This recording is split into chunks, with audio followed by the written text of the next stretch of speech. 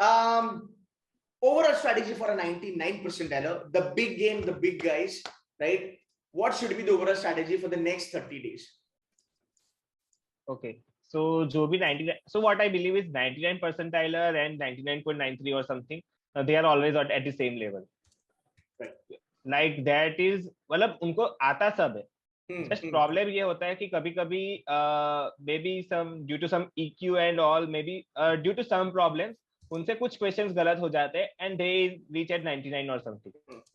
Right. So सबसे पहले तो you have to see कि जो भी तुम marks दे रहे हो अभी next 30 days में, आप कभी भी पहले तो एक्यूरेसी वगैरह बेसिक सी चीजें तो you have to do your sanity checks and all, but apart from that you have to see कि कुछ गड़बड़ हो रही है in terms of EQ and in terms of कुछ like attitude and all.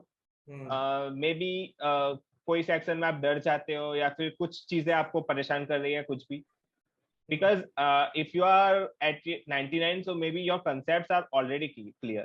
You just have to get some 6 to 7 odd questions more correct. Right. और वो normally silly mistakes या फिर कुछ ऐसी चीजों की वजह से ही हमेशा गलत होता है. Okay. Okay. How do you go ahead with quants? You are god in quants. How do you go ahead with quants for 99 percentile plus plus? What would be your strategy as far as DD is concerned, prep is concerned, revision is concerned, mock is concerned? What should be your strategy? Okay, so quants में what I believe is कि अगर 99 percentile already आ रहा है, so most of your concepts are already done. But even if let's say तुमने मतलब you are a non-engineer or something and you have left the मतलब modern maths or something, so वो चीज कभी भी मत करना. सारे concepts से at least basics खत्म कर लेना. That thing you have to do. Then quants में what you can do is try to have at least 80% accuracy. So maybe in the one mock, what you can do is attempt only 15 questions or something, and see if my accuracy is above at least 80 or 90%. अगर उतनी accuracy achieve होती है तो उसके बाद वाले mock में एक या दो अटेम्प्ट बढ़ाओ. फिर भी अगर accuracy सही रहती है तो फिर एक या दो अटेम्प्ट बढ़ाओ. ऐसे करके ऊपर जाओ कि accuracy को constant रखना है, and then you have to improve your number of attempts. Okay. अगर कभी भी एक्यूरेसी नीचे आती है तो वापस उस लेवल पे आ जाओ. That is your optimum level. Makes sense. Make a lot of sense. Okay, so delta of 2 to 3 questions all the time you need to kind of go ahead with. Yeah. Okay. Fair enough. Fair enough. What was your main areas for quants? How would you go? Like you go tuck tuck tuck tuck tuck, या फिर you would understand the level of difficulty, then leave some question, take some question, probably low hanging fruits, lap 1, lap 2. What was your strategy to knock off the entire section? Okay, तो सबसे पहले तो जब paper start होता है उसके पहले you get that scribble pad to that notepad too. So मैं क्या करता था 1 to 34 मतलब sorry 26 questions were there, so 1 to 26 में लिख लेता था as numbering.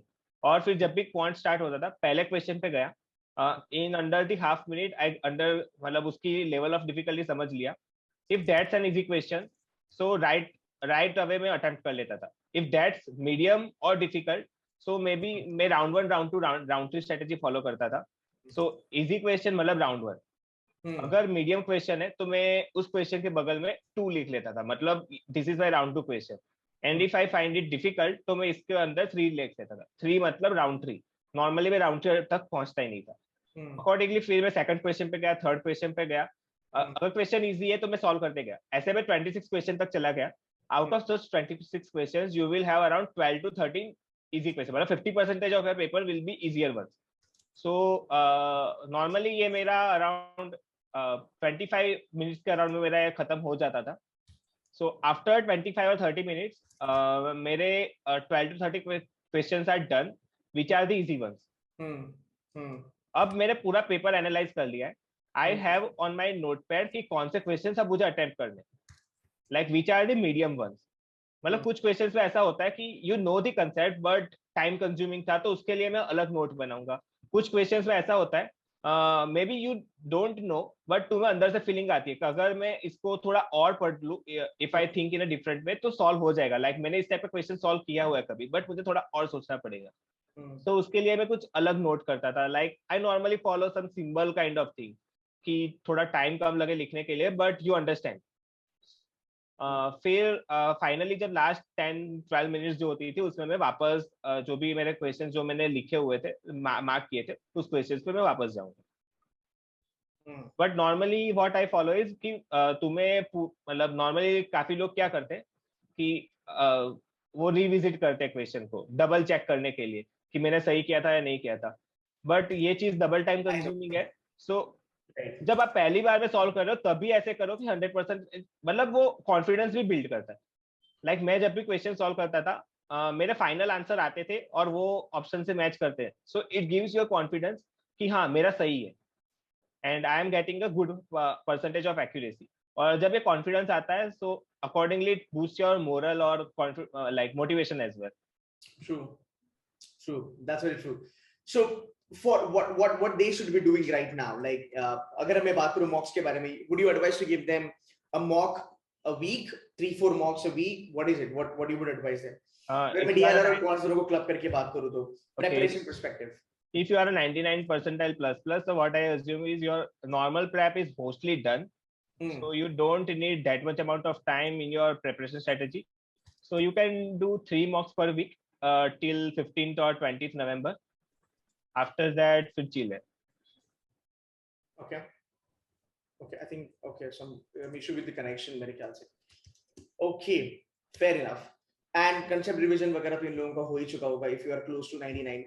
One last question for you. If there is anybody, again, मतलब घूम फिर के हम उसी चीज पे आ जाएंगे. अगर मैं आपको ये भी पूछूं कि 95 से लेके 99 क्या चलना है, again वो डेल्टा होगा 3-4 क्वेश्चन का, आप उसको पकड़ो and it should be fine. All right, now, do you think, okay, for 99, do you think one section should be above 99 or 2 sections should be above 99 to get 99 plus plus overall?